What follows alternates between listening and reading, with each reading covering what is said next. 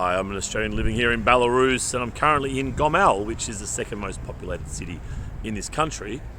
This is beautiful Gomel here. Now, right in front of me here is a very big statue. Look at that, nice and wide and very tall. Guess who it is? Guess. Ah, Vladimir Lenin. Interesting. Big Vladimir Lenin statue. Now, if you're familiar with Belarus, you'll know that every city and town has something like this. Massively grandiose Vladimir Lenin statue, including in Minsk.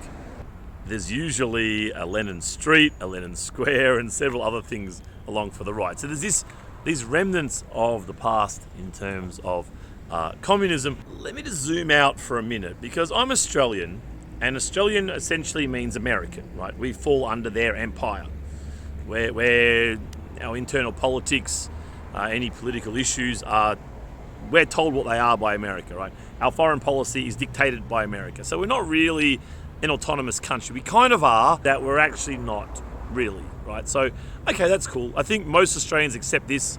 We still have our own identity on some level, aside from America. Most people know that we're just a puppet or whatever. And this is just kind of accepted. What goes along with this is that all the information we receive is black, white, pro-American, anti-American enemies, right? And of course, American enemies are other empires and ideological threats to the American ideas. So in other words, my whole childhood and adulthood has been full of America good, everywhere else bad, right? This is the essence of it. And that communist era was no different. I was kind of growing up at the tail end of the Soviet Union, and I remember even being reflected in pop culture. A lot of this stuff was being reflected in pop culture with Rocky, Rambo, Hulk Hogan, right? These guys reinforced the narrative. Let me just define what I mean. When I say propaganda, I actually don't even mean it in a bad way. I'm just being realistic, right? And so what is propaganda? Propaganda is a political narrative created by an empire. And by empire, I mean America. You probably say China's an empire. Russia, maybe half an empire, quarter of an empire, maybe, right? And then maybe India's showing that it might push that status. But at the moment, essentially, it's America, and they're going to make America look perfect and try and make China and Russia look really, really bad. And you look across the decades, and that's a pattern that has followed, and still follows today, by the way, of course. Is propaganda bad? Look, I don't even know, but propaganda it's usually there's some kind of truth there, yep, or something that people can identify with and see as being true, and that's twisted, and then other things are kind of added, right? So you get these narratives, and the structure is identical. If you look at propaganda in American countries or the West and in these other empires, the structure of the propaganda is identical, right? So these empires are getting their propaganda structure from some other source. I don't know where it is, but it's obviously tried and tested, and they know how to manipulate their populations. So my beliefs, what I think about communism and capitalism, whatever, have been given to me by the American empire, right? I'm just being realistic. It's how it is. Whatever's in here, that's where I got it from. I'm not smart or perceptive. I'm just doing what I'm told, like you are as well, by the way. So when I came down here last night and saw all these people taking photos with Lenin, I'm like, what is going on here? Where is my black-white narrative? My good guy, bad guy, Hulk Hogan, fight for the right of every man. What happened to that? So anyway, I'm in this mindset of like, where is my black-white narrative? Why don't they hate this guy? I want things to be simple, right? Why? I'm a person. I want simple ideas. I want to have a simple truth in my head. Having two competing ideas in my head is too much for my poor human brain to take, right? So what's going on here? Maybe communism wasn't that bad. Wow. Okay, well, let's just chill. Look, the infrastructure's good. Okay, cool. What you will recognize, and I think this is the key thing, is that it collapsed, right? It was only around for less than a century, and it collapsed. To have total full control of 20 economies or so, was it in the Soviet Union? To have total unilateral control over all of this, and to F it up, to borrow so much money that no one would lend you money anymore, right? and to F it up tells you that there are fundamental flaws in that system. So I'm happy with this, right? I'm happy with this. Now let me quickly just shift to China just for a moment, right? Because China's really interesting, because America, if you watch like stuff on YouTube, because YouTube is very political, of course, right? Their algorithm is very political.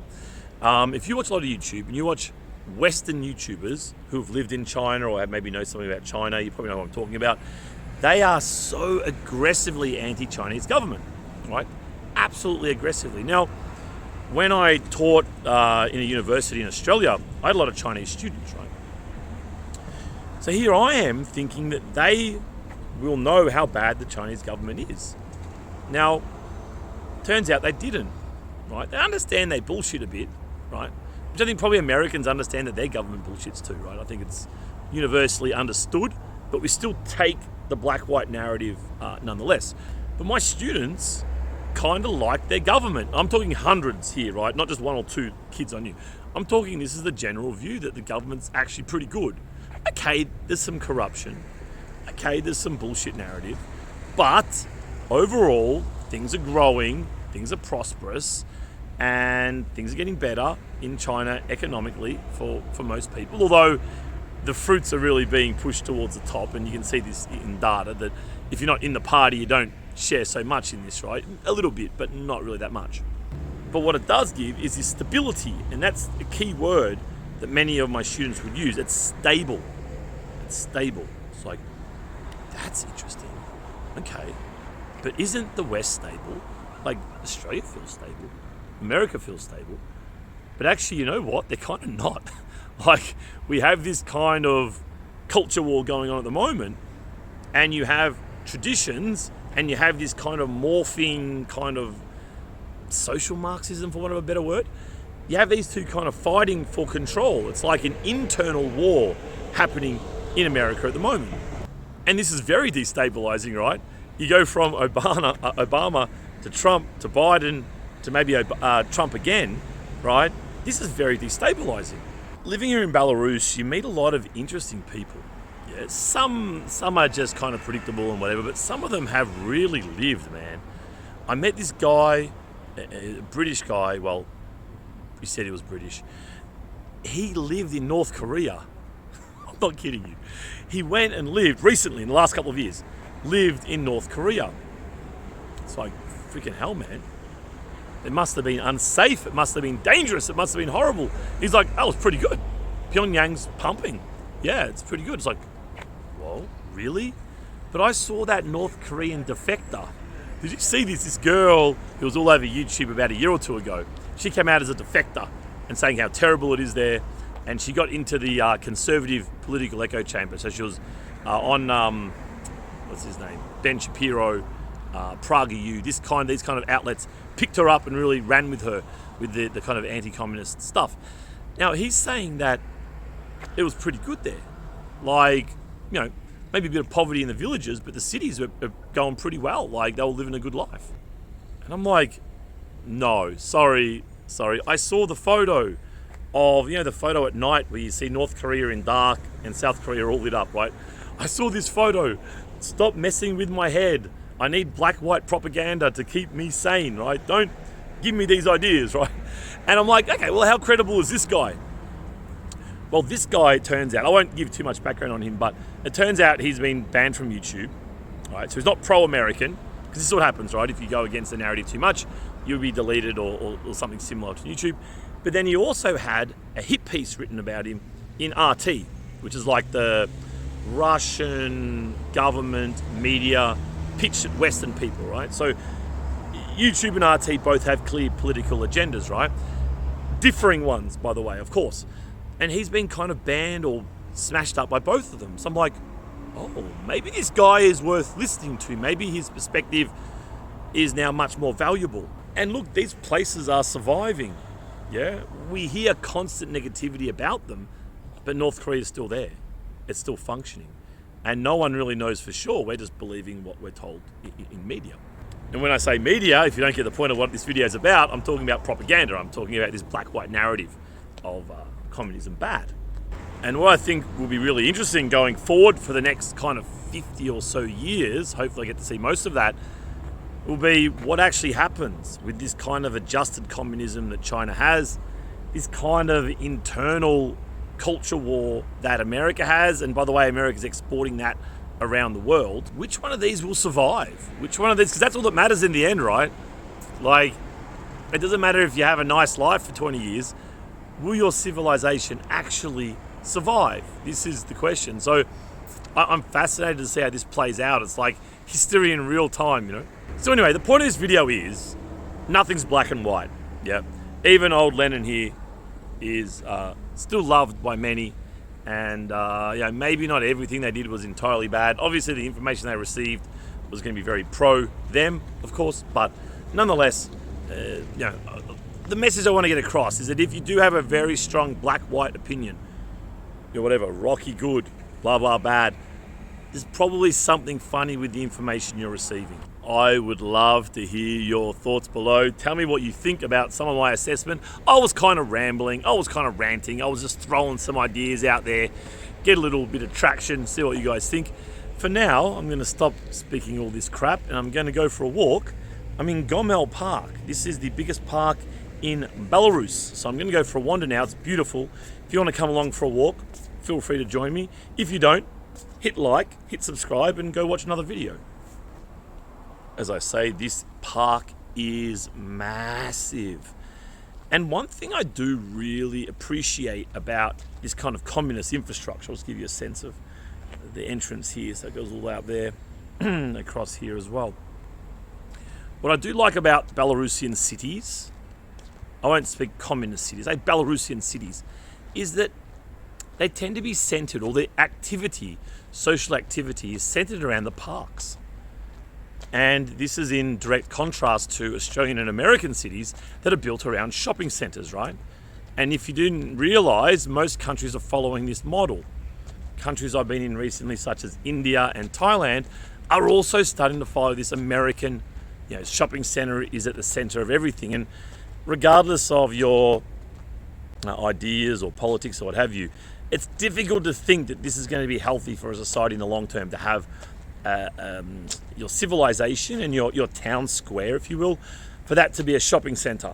I don't see that as a healthy way to have a culturally rich society. Whereas a park, on the other hand, maybe the commies kind of got it right.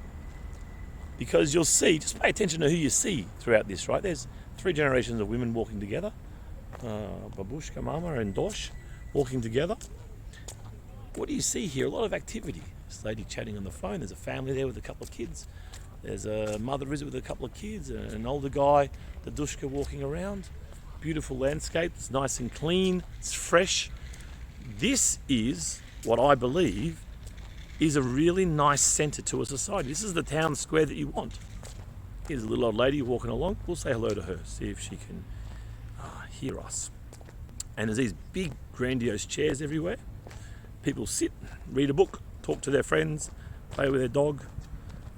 Take a seat here. Dobre utro. Lots of birds. And it's a lovely vibe, man. Like, I feel so chilled just walking through here. It's like, yeah. You could pimp it up a bit. Like, maybe some sporting fields or something. I'm Australian, right? We play sport. That's probably one thing I do miss about the Australian lifestyle, is being a bit more physically active. In particular, playing organised sports. Is that a church in the middle there? I guess it might be. I suspect it is through there.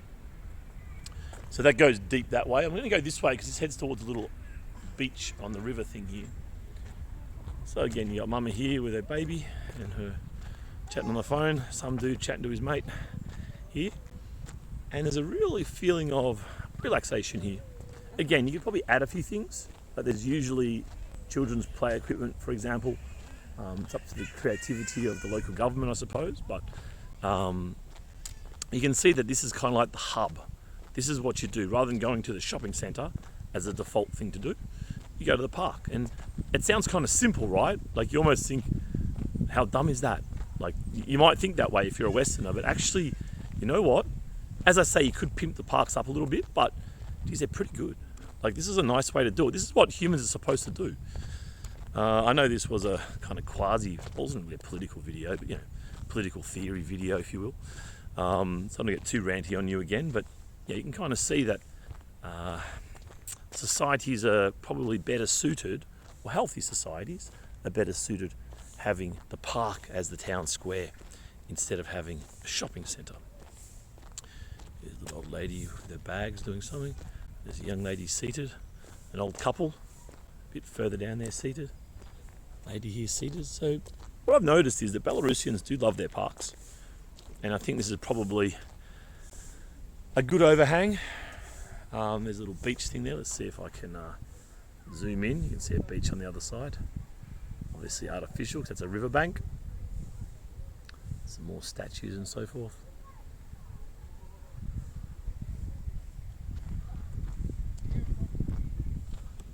There's this big trail here leading from the town centre down to the banks here. And it's a really nice feel. It's a really, really nice feel. I'll wander up here. There's quite a bit going on up here. There's some little food stalls, and there's another bridge leading to the other side there where that beach is. And you can see, because this is like literally, what's the day? Friday. It's before midday, so it's just a morning, right? But you see how many people are here floating around. It's very interesting, right? So you can see that this is well accepted as the town square, if you will, rather than walking past H&M and Starbucks, buying another t-shirt that you don't need that'll be out of fashion in 2 weeks' time anyway. And again here we see the older people here seated up for an hour or two, probably doing a bit of people watching. Give them something to do, a place to meet, a place to hang out, kind of a sense of identity, if you will, like a place to be outside of the house that kind of feels like home. That's what you see. I remember my paternal grandfather, who was a great man. His later years, he would drive out to the shopping centre and he would spend a couple of hours walking around the shopping centre. And he was kind of like me, a bit chatty. Yeah, knew a lot of people, had a lot of friends. He would meet people and walk around the shopping centre and whatever, get his Chinese meal for lunch. And I thought it was good because he's such an active man and engaging man, but I was always a bit like, it's a bit sad. Like, shopping centres are kind of crappy. But I didn't realise what the alternative was, but this is kind of what the alternative is. You know? Got some popcorn. I kind of assume if you're watching this, you can probably speak a little bit of Russian, but you can kind of see from the pictures what everything is. Popcorn. Rajanoy, obviously, ice cream. Tea, coffee, hot dog. International word there, hot dog. You can see if you know the Russian alphabet. Lemonade, same thing, international word there. More sun this way. Let's go back for a bit of a wander. This is sugar. Sahar is sugar. Sahanaya. I don't know this grammar. Vata.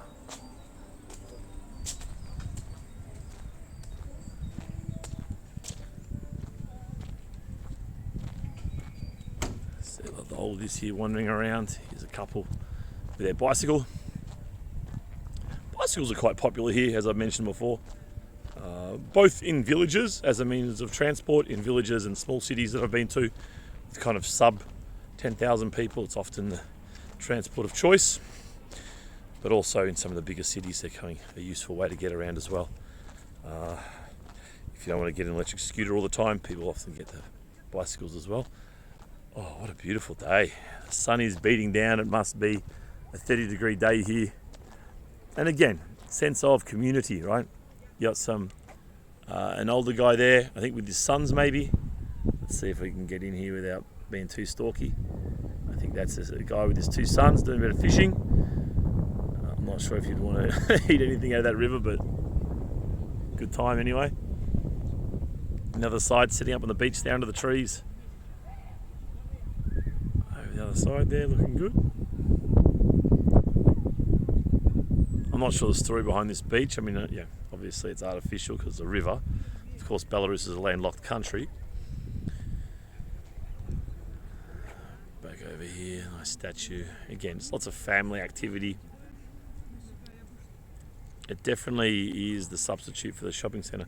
Actually, what I really like in Gomel is that there is no shopping centre. or nothing made in the last 20 years, you know, no ultra modern shopping centre. I might go for a wander over here. I haven't been to Gomel much, so I might wander over here. If you feel like coming for a walk, feel free to join me. Yeah, one thing I like about Gomel is there's no shopping centre. It's like, that's friggin' brilliant, really. It's brilliant. Although, you know, shopping centres do have, you know, coffee shops and stuff, and they can have some like fun activities like movies and this kind of stuff. So there is kind of, can be a plus to them, but you know, you got to spend money. You know what I mean? You can't just kind of hang out. You can't just go sit in a coffee shop and not buy a coffee. So there's kind of like you're constantly paying rent for the shopping centre in a sense. Whereas the park, you can just show up, and it's great for the oldies. Kind of show up and get some fresh air and go for a walk. Jeez, I know what that is. Obviously moving around some, draining some sludge out or something, making the river flow better. I don't want to walk with the zoom too much. I think it's going to exaggerate my vibrations.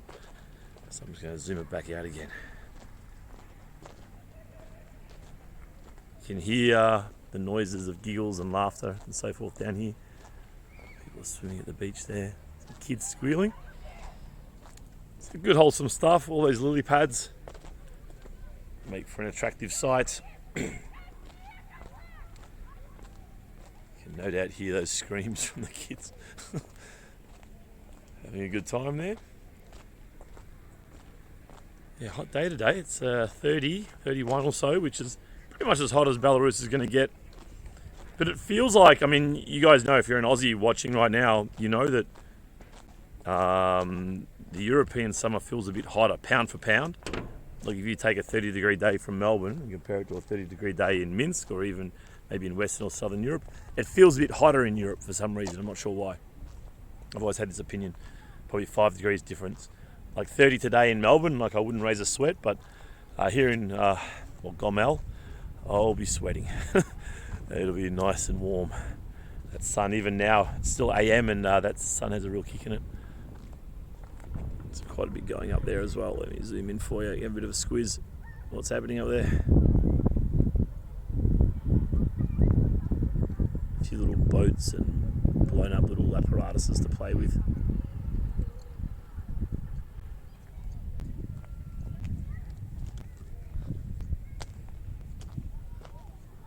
Looking good. Different view. There's back up. I think that was the church I just mentioned. I reckon that was, where's my finger? There we go. I reckon that was what we just saw. There. The church is a funny thing. Oh, there you go. There's all little crosses in there. If you can see the little golden ones. The church is a funny thing here because it's not really a Christian country anymore. I mean, you know, they went through that kind of early 20th century killing off of Christianity, which was kind of reinstated to some extent. And you can still, I mean, earlier in this video I spoke a bit about ideology. I mean, yeah, the first thing that communism does is scrap other religions. I mean, you look at Christianity and Islam now in China, if you just want a reminder of that. Both treated not too well. So same here. I mean, the Russians, if you go back to Marxist literature, you'll see that, you'll probably remember Karl Marx saying that religion's the opium of the masses. I mean, the drug of the masses that keeps them occupied while the elite class takes all the money.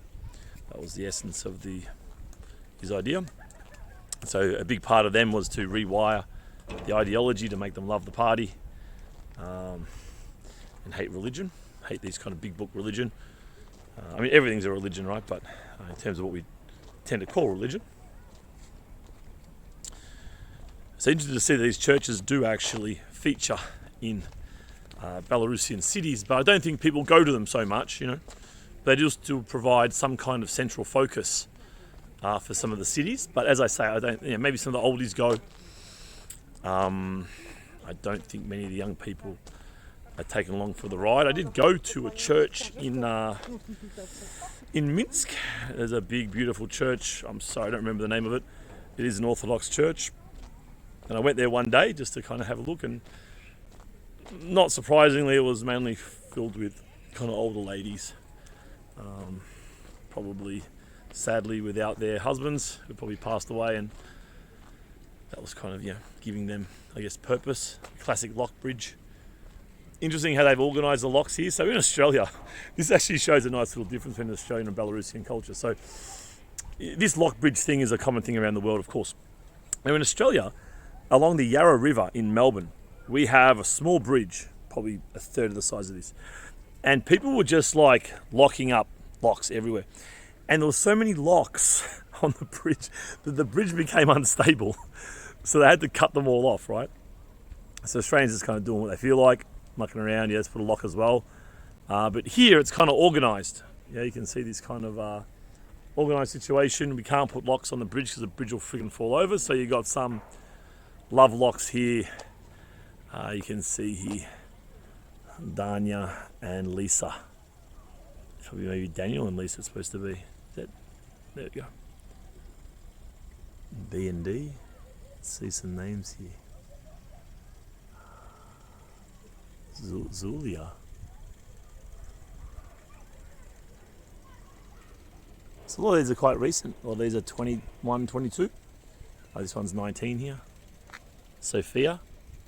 Ruslan and Sophia. There's a 19. Here, it's a bit glary, can't quite see. The bottom one's Sasha. I can't see too glary, but some old-fashioned locks and so forth. Pretty cool. Katia and Roma. Yeah, mainly from 2021 as well. Oh, let's wander back. I might as well just keep filming. It's going to go back to my hotel. My mate wanted to sleep in, so I've gone for a wander around without him this morning. So I might go back and grab him, get his ass out of bed, to give me some company, and go get some brunch together. I'll just film on the way back. If you're at this stage and still watching, I'll keep going for you. I think it's something to say, something to talk about. This guy's pretty serious. You don't get the Lycra Brigade here so much, like you might in Australia, but this guy's got a nice bike. It's got all the different gears on it. It's got a nice suspension. Pretty pro cyclist, this one.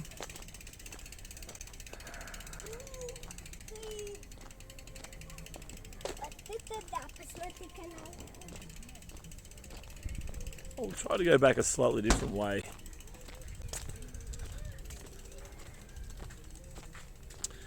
One thing about parks here as well, and just in general, I mean, because Belarus is such a safe place, I mean, because there's essentially no crime, like your kid's never going to get snatched or,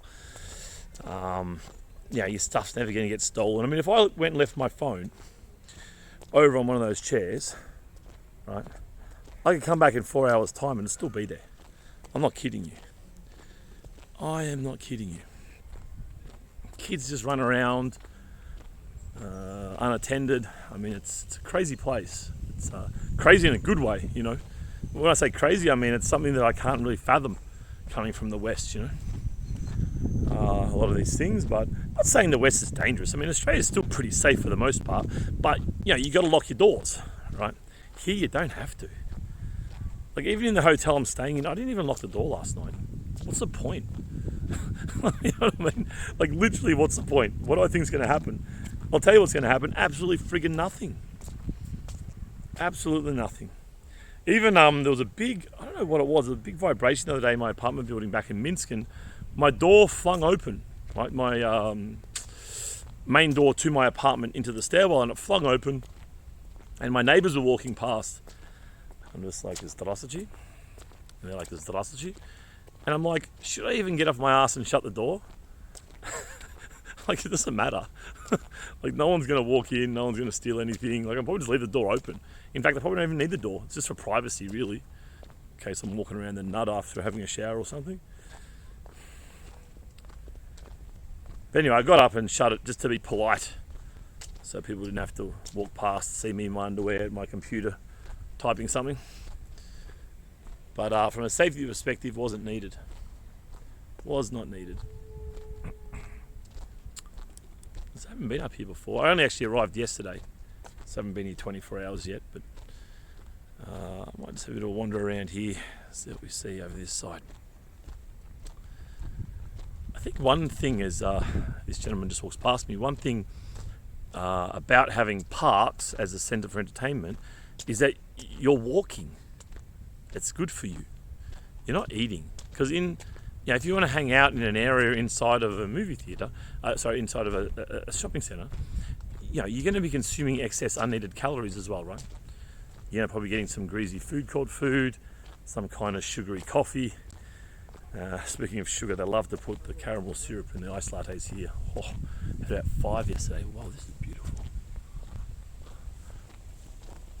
So yeah, you actually pedal around, walk around, talk, instead of consuming unwanted sugary stuff, to be able to have somewhere to sit down, to talk to your mate or whatever, So I think it helps to create, So as I say, Belarus is not a particularly Christian country, right? It's not like, what is a Christian country? Maybe Armenia. Armenia would have probably a stronger Christian base than Belarus does by quite a way, I'd say. But they still have often these kind of upkept buildings, and this presents as a very nice monument walking through.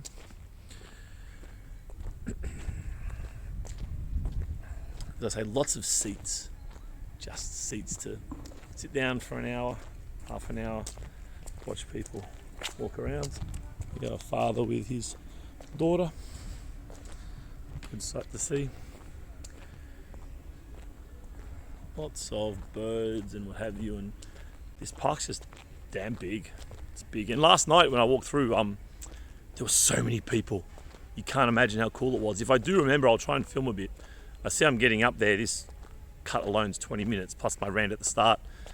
Random political rant at the start. I've probably got half an hour now, so I am conscious of that. But again, if you're still here now, you're probably good to go for a little bit longer.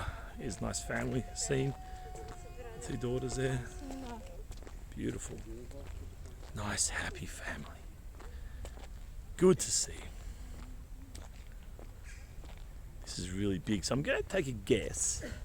And you see here, see how the chairs are built? They're actually built to I'll just go up to them. They're actually built. So here you see 4 chairs. It's a place you can sit with a big group of friends and chat and hang out and whatever. And I saw a guy playing guitar somewhere up here last night with a big audience there listening. There's a little bird. This is what I mean by kind of adding some value to the park, making it cooler, pimping it up. Got some little bird houses here. See, I'll zoom in without freaking him out too much. If you get too close, you might jump. Bird in there. G'day, mate. See you later, champ. Fly free. All right, got some fountains. I don't even know what this building is here. I just want to go back out to the, let me go back to where I came from. Not meaning Australia, but meaning this pathway here. And I'll show you these outlooks over here, because it seems that these chairs, you call them seats, wooden couches. Let's call them couches, give it a bit more homely feel. These seem to be made for lookout purposes. Geez, I wonder, can you see how wonky this road is? This little pathway kind of up and down and up. I wonder if it was made that way, or if nature has just caused this over some time. So I don't know how idea how old this park is. Because they're still building parks here. Like I was in Mogilov last week, and they built this brand new park, and everyone was very proud of it. It was very impressive. It's very nice, very beautiful, well landscaped.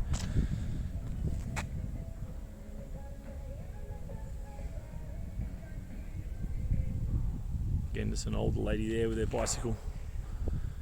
Oh, let's take a seat, shall we?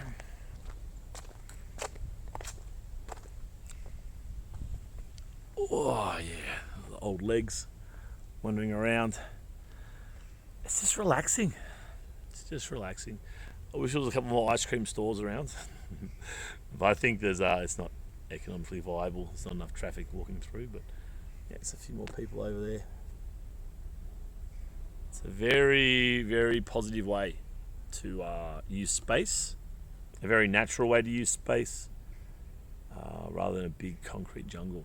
So in case you hadn't noticed, I'm a fan of parks, and what I notice about Belarusians is that they tend to like parks. Let me turn this around.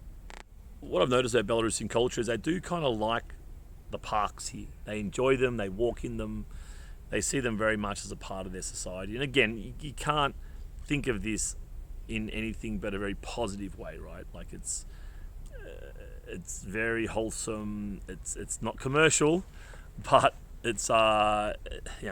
Of course, you have to think of how they funded, how much money will be wasted by governments in creating them, all the bureaucracy and changing people's behaviour through taxation and so on and so forth. There's this to consider, how you fund them exactly, and who decides how big the park will be and how many you have, and if you measure 1,000 people per day, is that then worth building another one?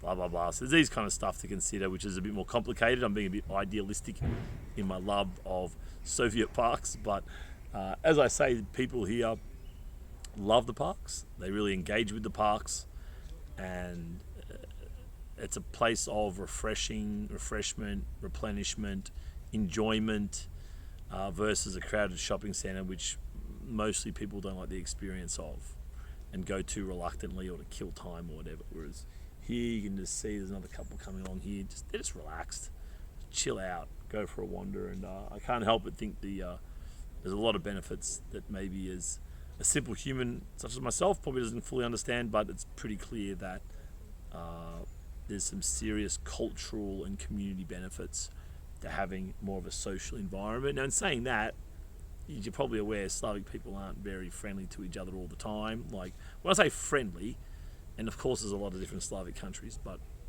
as a general rule, communism taught them not to speak to each other.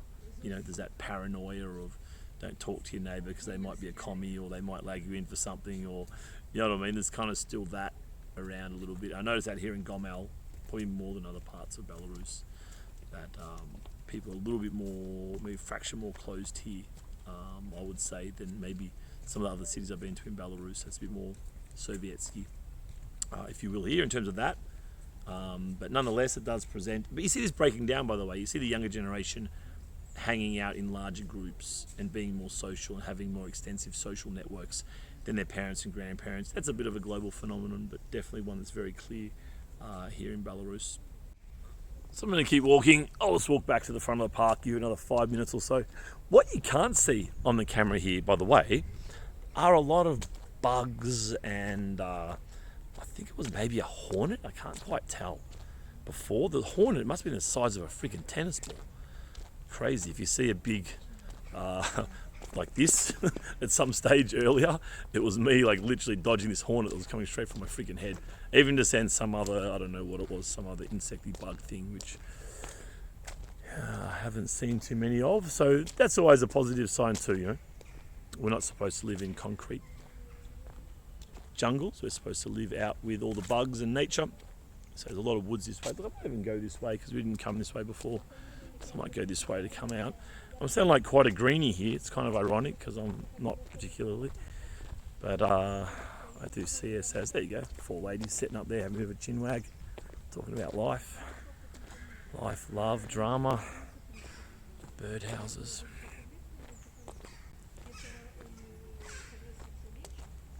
These we can't have these in Australia. I think this is actually a crow, but a coloured crow as opposed to a magpie. Oh, look at this. Labour intensive. Very labour intensive. Oh, there's a nice fountain. Shall we go over to the fountain? Check out what's happening. There you go, more seats being taken up. Young girl there. Not young, she'll be 22 or something. A young couple, late teenage maybe. More family action here. I can hear some music coming from somewhere. It was kind of near here last night where they had the guy playing some guitar and people sitting around watching. Certainly makes for a very attractive backdrop. I wonder what this is. Magazine? Souvenir shop. Wonder what's in the souvenir shop. They're going to give you a patch of grass or something. I guess it's a souvenir shop for the whole city as opposed to the park itself.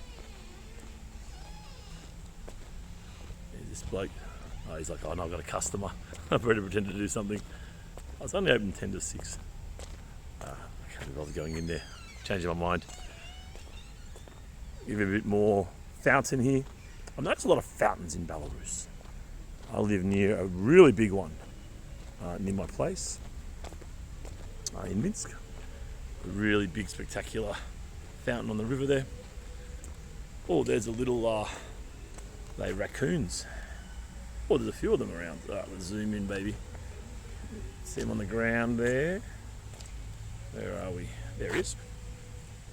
Running around. Hope that's nice and clear for you. Oh, there's his mate. Oh, having a bit of a blue. Fighting with the pigeons over some food or something. There's quite a few of them there. Those big fluffy tails. You know, the ladies of the Soviet era used to love their coats and hats being made out of these guys.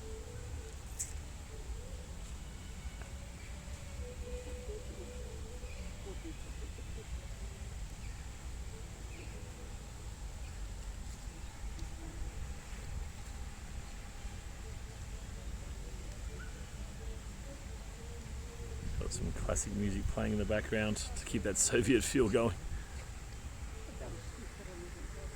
Let's zoom back out again. Walk around to the fountain.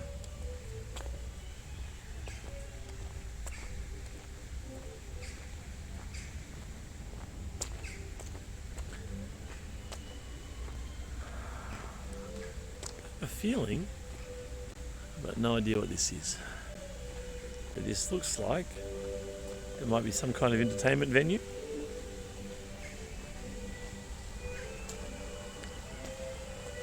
You can see here where the fountain is. It's a little bit of a gathering spot here for some couples and elderly friends. This guy here, you can see him taking photos or something of that statue. Let's see who the statue is. It doesn't look like a particularly Russian head.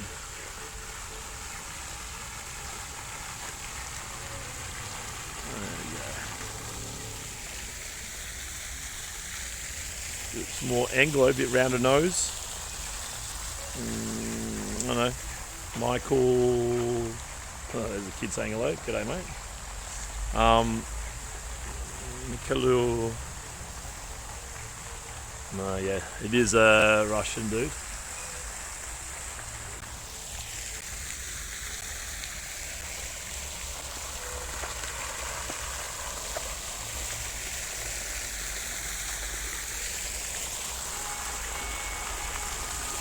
So this park goes deep. I don't even know how far this goes, but you can see it's nice and shady and green.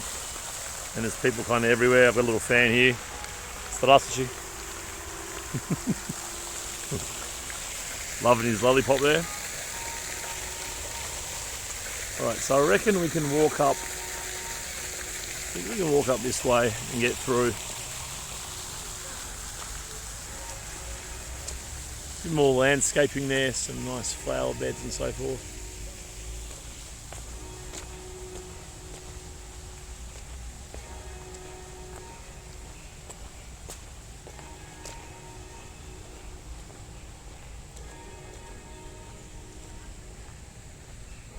Wow, I think this, oh, you can see some steps and stuff over there as well. This park goes deep. I'm thinking about my mate. I know that I'm using my phone to film this. I know my mate's probably called a few times, like, where are you, bro? I'm hungry. So I better go back to the hotel for now. Might do a bit of filming down here later on. Although the temperature is getting up there now, I can feel it's quite a little bit more humid in the park here because of the moisture, but getting quite warm. Still quite shady in and around. So I'll come out this major entrance here. Entrance/exit. Vod/Rehod.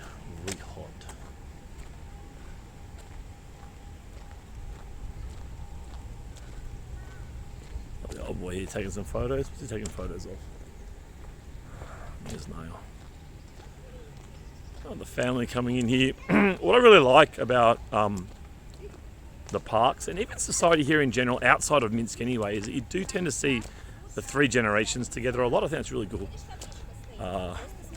This Western model of putting couples into a house away from the rest of the family, putting a husband and wife together alone in a house to drive each other crazy and hang out all the time, I don't think it's a very good model. I definitely like the multiple generation model, community model. It's a much sounder idea for everybody involved, literally everybody involved. Got another fan here, say hello to him. Здравствуйте. No.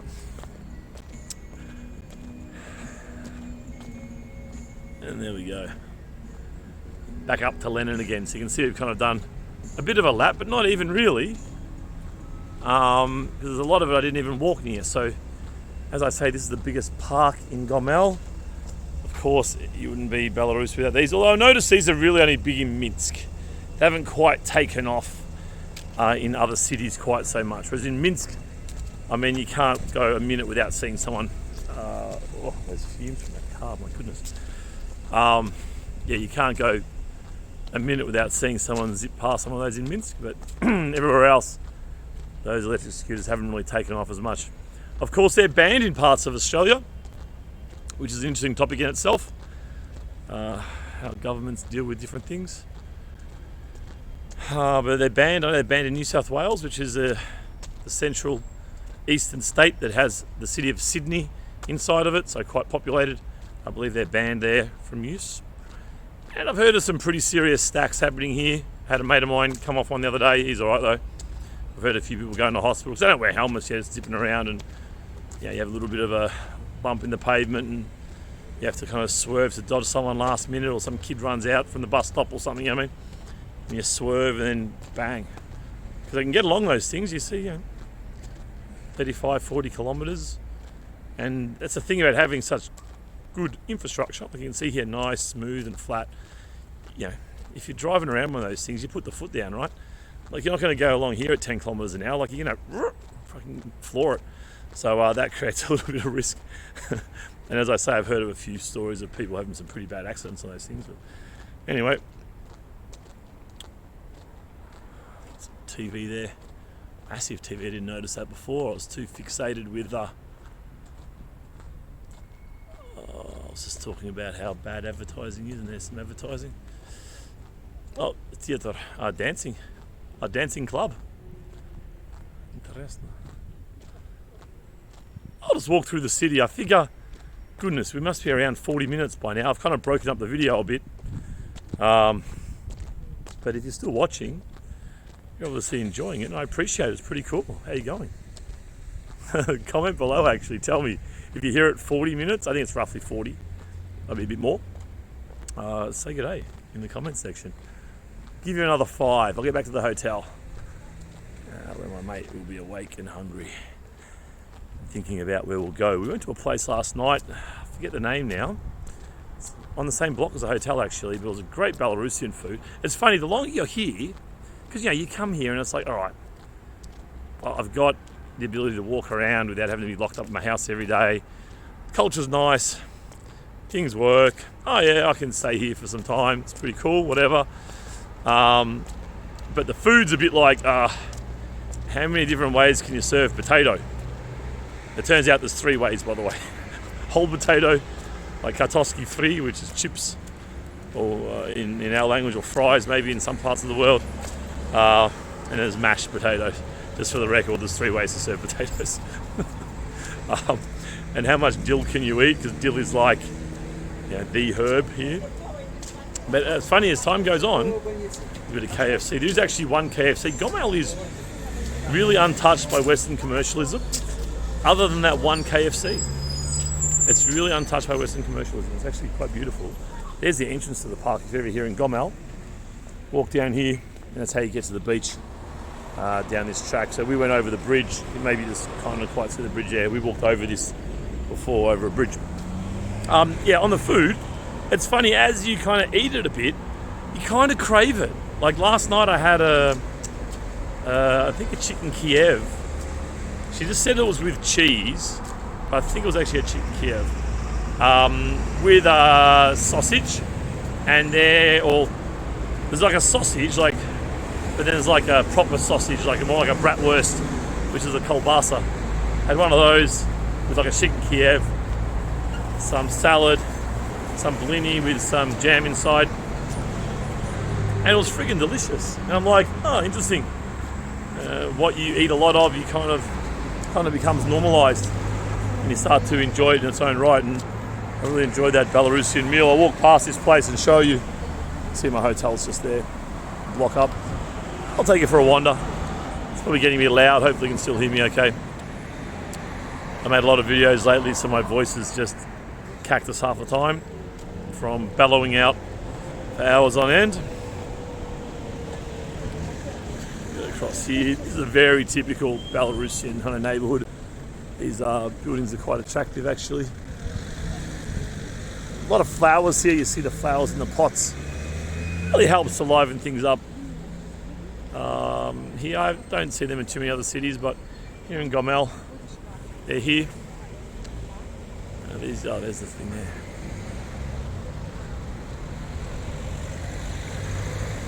Usual shops are here. When I say untouched by Western culture, I don't mean entirely. Like, there's coffee and donuts, right? That's not Belarusian, but it's theirs. It's their shop, you know. This might be a Dodo Pizza, is it? I think this is a Russian chain from memory. And here is shawarma and hot dog, but it's theirs. Like, some Belarusian dude owns it or whatever, you know what I mean? It's not a Western chain. Very typical. Shawarma, hot dog. Oh, that's Pepsi. Check it out.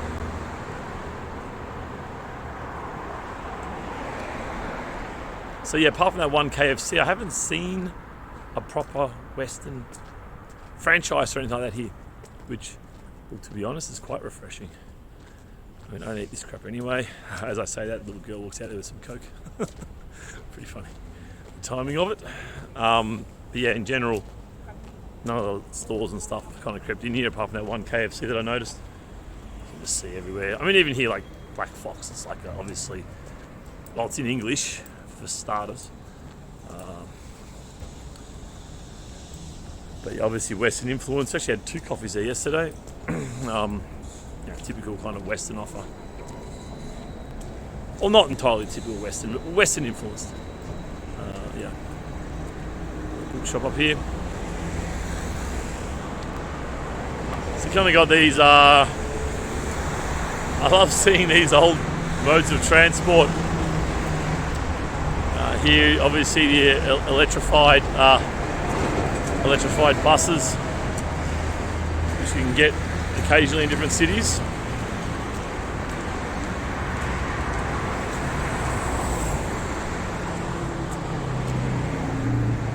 There's a bookstore up here, Knigi. They do this a bit, so you can see Knigi here, but the eyes are English eyes. So you got a Russian word, but instead of using the I sound, which is like a reverse capital letter N in English, they kind of mix the languages. So you got Knigi here, as I say, so that's K. The H is let me zoom in here. It's a bit glary on my phone. I don't want to walk right in front of this guy. Oh, there it is. I'll stop there and just explain it to you how it's a bit confusing. So you can see this sign here with the white with the green writing. There's like 5 characters. The first one's K. The second one, the H, capital H in English, is N in Russian. And then it's an I sound. That's an English I. And then that kind of like a lowercase r is actually a G. So it's Knigi, which is the plural of book, Kniga, Knigi, there. But this is not the Russian I. It's an English I. Or even maybe Belarusian. This happens quite a bit, and then you add in the scripture, so a Russian T becomes like an M in the cursive. Should I say cursive? And it can get a little bit confusing sometimes, but nonetheless. Yes, I went to this place yesterday. Last night we had a feed here. I'll just show you walking past.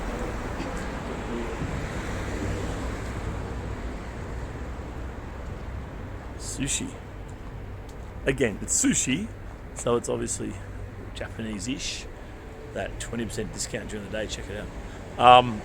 It's sushi, but it's a local one. It's not like a chain from Japan or whatever. It's their own version of it. So I think it's pretty healthy for the economy.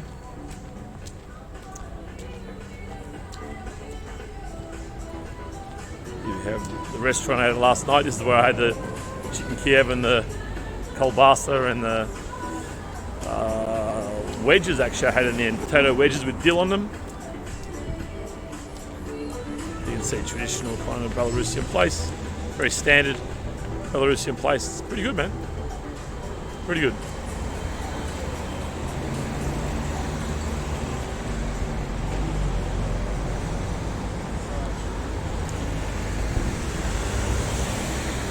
All right, I'm back at the hotel now.